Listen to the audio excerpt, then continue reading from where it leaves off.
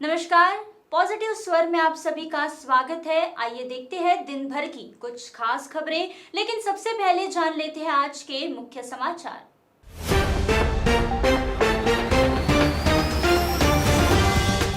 पत्रकार परिषद के जरिए बीजेपी पर बरसे संजय राउत, किसी का नाम लिए बिना किया हमला।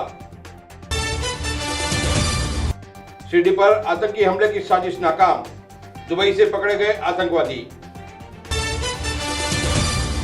नागपुर में भंगार की दुकान पर मिले आधार कार्ड, 20-20 रुपए में बेचे जा रहे थे यह आधार कार्ड।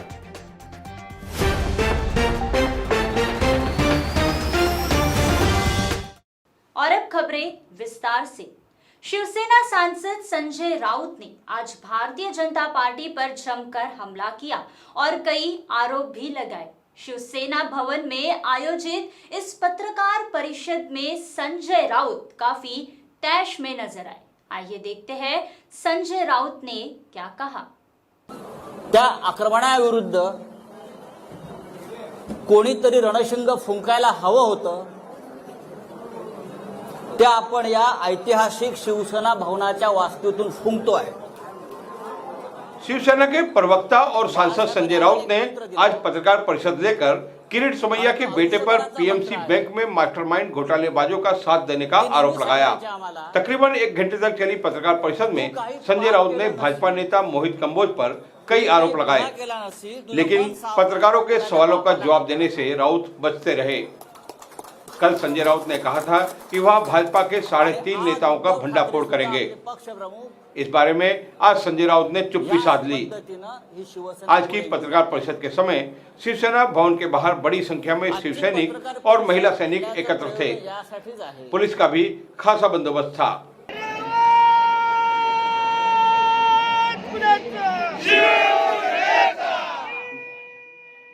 तो ये थी सांसद संजय राउत के पत्रकार परिषद की कुछ खास बातें। ऐसे में देखना होगा कि संजय राउत द्वारा लगाए गए आरोपों पर भारतीय जनता पार्टी के नेता क्या कहते हैं।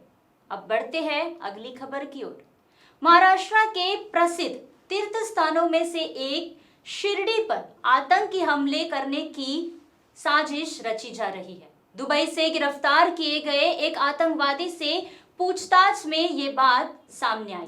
दुबई से गिरफ्तार किए गए आतंकवादी ने शिरडी आकर रेकी करने की बात भी कबूल की है। गुजरात एटीएस की ओर से पाकिस्तान से जुड़े दहशतवादी संगठन से संबंधित आतंकी को हिरासत में लिया गया था। उसे पूछताछ के दौरान ये चौंकाने वाला खुलासा सामने आया है। इस पूछताछ में ये बात सामने आई कि आतंकियों की नजर में असंख्य लोगों के लिए श्रद्धा स्थान शिरडी साईं बाबा का मंदिर भी था। जिस दहशतवादी संगठन से यह आतंकी जुड़ा हुआ है उसका नेटवर्क पाकिस्तान में है। इससे पहले भी कई बार शिरडी संस्थान को धमकी भरे कॉल्स और मेल आ चुके हैं। इस नई साजिश के खुलासे के बाद मंदिर प्रशासन ने सुरक्षा व्यवस्था को और भी मजबूत कर दिया है। फिलहाल गिरफ्तार किए गए आतंकी से जमकर पूछताछ की जा रही है। और अब वक्त हो गया है छोटे से ब्रेक का। आप बने रहिए हमारे साथ। खबरों को महज खबर समझकर मत देखिए। हर खबर के होते हैं सिक्के की तरह 2 पहलू। हम आपको दिखाएंगे खबर के पीछे की खबर। हम तलाश कर लाएंगे हर रोज पॉजिटिव स्वर।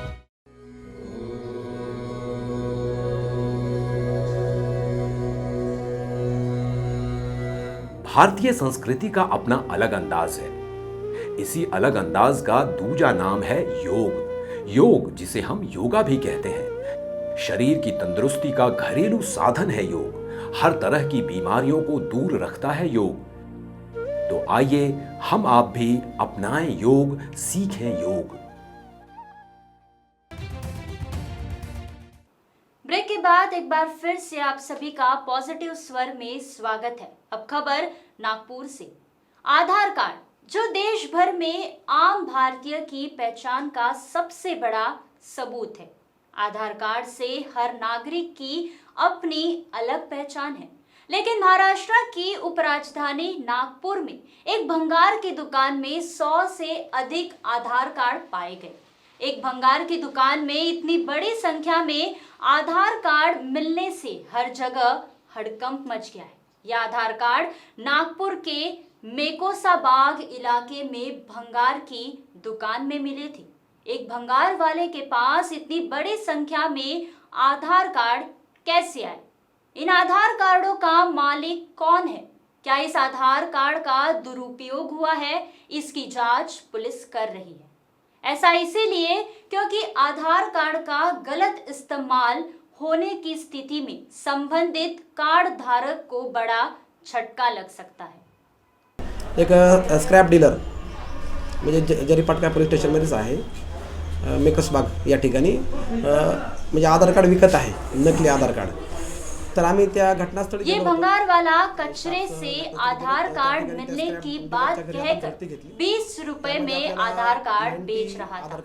आम आदमी पार्टी ने इस संबंध में एक स्टिंग ऑपरेशन करते हुए पुलिस स्टेशन में इस बारे में मामला दर्ज करवाया। पुलिस ने इस मामले के बारे में बताया कि आम आदमी पार्टी के नेता प्रभात अग्रवाल ने पुलिस स्टेशन में मामला दर्ज करवाया और इस मामले में भंगार वाला और उसका साथीदार पुलिस की हिरासत में है और आगे की जांच पुलिस द्वारा की जा रही है। ऐसे में ये खबर नागपुर समेत पूरे देश में चर्चा का विषय बन गई है। अब बढ़ते हैं अगली खबर की ओर। यूट्यूब ने मंगलवार को संसद टीवी के उस यूट्यूब चैनल को बंद कर दिया जिस चैनल पर संसद की अधिकांश कार्यवाही प्रसारित होती थी। दरअसल बताया जा रहा है कि संसद टीवी के यूट्यूब चैनल को हैक कर दिया गया, इसीलिए यूट्यूब ने ये कदम उठाया है। संसद टेलीविजन ने एक प्रेस रिलीज में बताया कि चैनल के अकाउंट को हैक कर उसका नाम बदलकर एथेरियम रख दिया गया है, जो एक क्रिप्टो करेंसी है। संसद टीवी के यूट्यूब अकाउंट को कथित तौर पर यूट्यूब के सामुदायिक दिशा निर्देशों के उल्लंघन करने के चलते बंद कर दिया गया है। यूट्यूब के इस चैनल पर लोकसभा और राज्यसभा की कार्यवाही का सीधा प्रसारण किया जाता था। अधिकारियों का कहना है कि यूट्यूब के सामने इस मुद्दे को उठाया गया है। एक अधिकारी ने कहा कि हैकिंग जैसा कुछ हुआ है। उन्होंने कहा कि यूट्यूब से शिकायत की गई है और वे उसे देख रहे हैं। संसद टीवी के यूट्यूब खाते के स्क्रीनशॉट सोशल मीडिया पर साझा किए जा रहे हैं, जिस पर लिखा है इस खाते को यूट्यूब के सामुदायिक दिशा निर्देशों के उल्लंघन के चलते बंद कर दिया गया है। यूट्यूब पर जब संसद टीवी लाइव खोला जाता है तो 404 एरर आ रहा है और इसके बाद एक संदेश आ रहा है जिसमें लिखा है कि वीडियो अब यूट्यूब पर उपलब्ध नहीं है। ऐसे में अब हैकर्स की तलाशी जारी है। और अब वक्त हो गया है छोटे से ब्रेक का। आप बने रहिए हमारे साथ। हमारी जिंदगी में आयुर्वेद का बड़ा महत्व है। दादी माँ के घरेलू इलाज, नीम का काढ़ा, बबुल की दातुन, दाल चीनी, लौंग, इलायची, हल्दी, जीरा और सौंफ का इस्तेमाल। जानिए आयुर्वेद की महत्वपूर्ण दुनिया हमारे साथ पॉजिटिव स्वर के माध्यम से। दिनचर्या समाज यानी कि लोकलाज का माध्यम, समाज यानी कि कुछ बंधन, कुछ बातें, समाज यानी कि दिल से दिल की मुलाकातें। हम लेकर आ रहे हैं समाज की व्याख्या। आप देखते रहिए हमारे संग पॉजिटिव स्वर। ब्रेक के बाद एक बार फिर से आप सभी का पॉजिटिव स्वर में स्वागत है। अब खबर ठाणे से। महाराष्ट्र के पहले दिव्यांग स्नेही संविधान उद्यान का उद्घाटन 19 फरवरी को ठाणे में केंद्रीय सामाजिक न्याय मंत्री वीरेंद्र कुमार और महाराष्ट्र के विपक्ष के नेता देवेंद्र फडणवीस द्वारा किया जाएगा। ठाणे शहर के मध्य में नौपाड़ा में पुनर्निर्मित लोकमान्य तिलक उद्यान को संयुक्त रूप से राज्यसभा सांसद विनय सहस्त्रबुद्धे के स्थानीय क्षेत्र विकास निधि और ठाणे महानगर पालिका द्वारा बनाया गया है। नए तिलक उद्यान के पीछे की अवधारणा की विशिष्टता, जिसे पुनर्निर्मित और दिव्यांग स्नेही बनाया गया है, इसमें लागू किए गए कई नए विचारों में निहित है। इस पूरी तरह से आबादित पार्क में ब्रेल लिपि में निर्देश भी उपलब्ध कराए गए हैं। पार्क में एक संवेदी खंड भी है, जहां विकलांग लोग किसी भी तरह के अनुभवात्मक सीखने के लिए गंध, ध्वनि, स्पर्श और स्वाद जैसी अपनी सहज संवेदी क्षमताओं का उपयोग कर सकते हैं। सामान्य नागरिक उद्यानों में सैर के लिए जाते हैं, लेकिन ठाणे शहर में विकलांगों के लिए कोई भी विशेष पार्क नहीं है। इसी को मद्देनजर रखते हुए ये पार्क तैयार करने की कल्पना राज्यसभा सांसद विनय सहस्त्रबुद्धे के मन में आई। इस उद्यान के बारे में उन्होंने विस्तार से जानकारी दी है। आइए सुनते हैं उन्होंने क्या कहा। यहाँ का जो टाइलिंग है, दिव्यांगों के लिए अलग मार्गिका बनाई गई है, कॉरिडोर बनाया गया है और उनके पैरों को पता चले कि वो सही रास्ते पर जा रहे हैं या नहीं, ये भी है। ब्रेल के माध्यम से सारे सूचनाओं का आदान प्रदान भी किया गया है। कई ऐसे उपकरण बनाए गए हैं, जैसे ओपन एयर जिम तो है, मगर ओपन एयर म्यूजिकल इंस्ट्रूमेंट्स रखी गई है, जिसके कारण उनको संगीत का आनंद लेना भी आसान होगा। आज़ादी का अमृत महोत्सव है, तो हमारे कई स्वाधीनता सेनानियों की जानकारी भी ब्रेल लिपि में और ब्रेल के ही चित्रों के माध्यम से दी गई है। और एक हॉल ऑफ फेम है, जहां पर ऐसे दिव्यांग जो भारत के विशेष रूप में कि जिन्होंने अपने अपने क्षेत्र में बड़ी सफलता हासिल की, महारत अपनी हासिल की, उनकी सारी जीवनी यहाँ पर बताई गई है, जो उनके अभिभावक, पालक, माता पिता दिव्यांग बच्चों को बता पाए।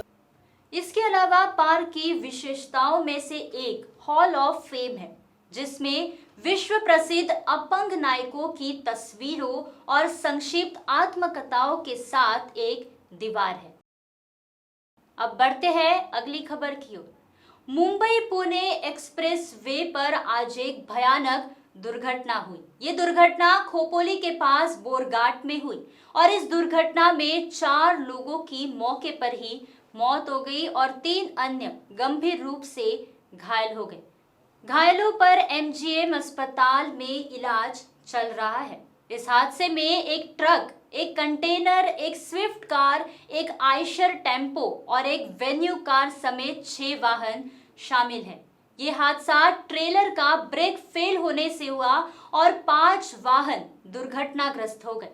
ट्रक और टेम्पो के बीच आई कार पूरी तरह से क्षतिग्रस्त हो गई। भीषण हादसे में 2 बड़े वाहनों के बीच कुचली कार में 4 लोगों की मौके पर ही मौत हो गई।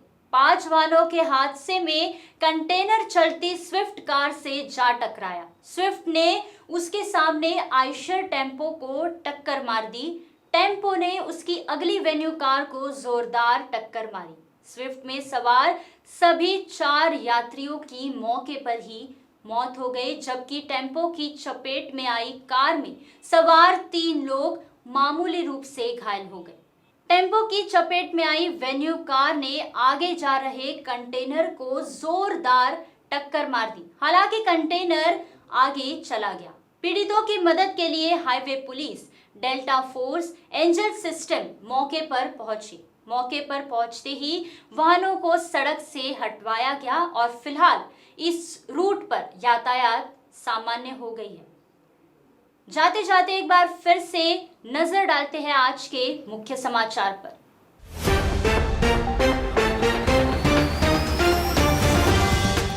पत्रकार परिषद के जरिए बीजेपी पर बरसे संजय राउत, किसी का नाम लिए बिना किया हमला। शिरडी पर आतंकी हमले की साजिश नाकाम, दुबई से पकड़े गए आतंकवादी। नागपुर में भंगार की दुकान पर मिले आधार कार्ड, 20-20 रुपए में बेचे जा रहे थे यह आधार कार्ड।